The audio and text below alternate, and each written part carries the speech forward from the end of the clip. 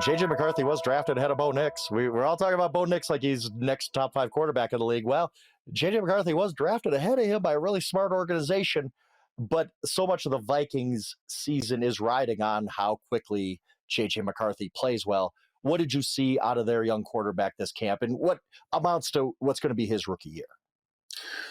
Well, I'll tell you what, Justin Jefferson wasn't on the field when I was there, right? He was sitting out, obviously nursing, an injury that he's been going through. And, Jordan Addison was the guy that, J.J. McCarthy was dialed in on in practice. Now we know that Jordan Addison's going to be suspended the first 3 games of the season. Not perfect in training camp in terms of having your best player out there for McCarthy to continue to work on chemistry with, knowing that you're going to take away a high-level number 2 receiver the first 3 games, of your season. So much of this, though, just like it was last season with Sam Darnold, so much of this is going to be focused through J.J. McCarthy. And I'll say this, I think they have not spared throwing a lot at him defensively with Brian Flores. I don't think they've pulled back the dogs in the practice. Okay. I think they have gone after him. And at times, I think, people have looked at it and said, man, JJ looks like he's struggling a little bit. Man, it's a little bit of a roller coaster right now in his preseason. We forget it was at the beginning of his preseason last year. And then he went out in a couple exhibition games and looked really, really good. And all of a sudden we were like, okay, wait a minute. Like this guy might end up starting over Sam Darnold. Then he suffers a meniscus injury and that changes things.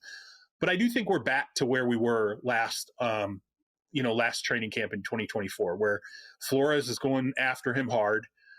McCarthy's really, dealing with being flooded with all the defensive looks that he's getting post snap, all the, the changes that Flores likes to bring to the table. And so I would just say the roller coaster they've experienced thus far is something they have considered and were prepared for. When I talked to Kevin O'Connell, he said, look, we're not trying to give him, easy days. We're not trying to throw him softballs out there.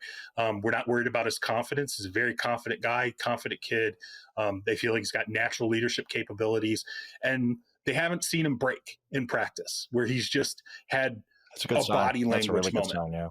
Right. Which we have seen. I won't bring up some other young quarterbacks, but we've seen some body language moments elsewhere, and J.J. McCarthy hasn't had that. And I would argue he's going against, if not the best defensive coordinator in the NFL, a guy who's right up there with Steve Spagnuolo and, some of the other high-level D coordinators for Robert him to face that and all that. I was going to say, I see their reports coming out of their camp, J.J. McCarthy's struggling against the Vikings defense. Okay, newsflash, a lot of quarterbacks are going to struggle against Brian Flores' defense. That, he throws everything at you, and I think it's probably good for him to get that. Now, I want to know, what are the expectations in their building, really? Because I look at that team and I say, this roster is loaded, and if J.J. McCarthy hits his ceiling, and fairly quickly, he's got to do that right away, I don't see why the Vikings can't be a Super Bowl contender. They really were last year. They went 14-3.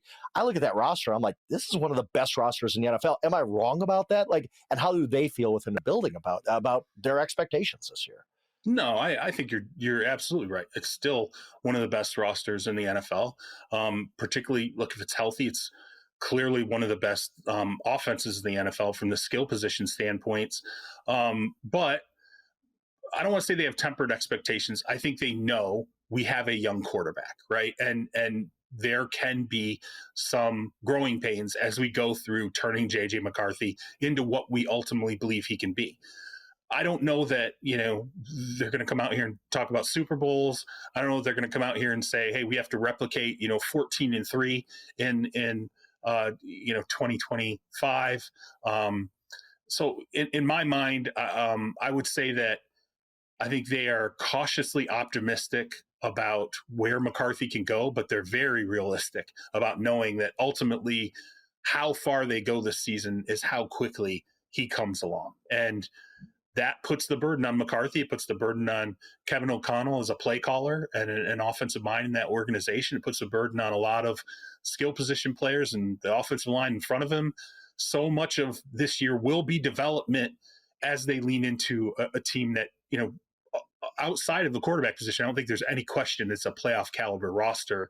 It's just, can they turn the key with McCarthy and, get the growth and meet the expectations at the same time in one season?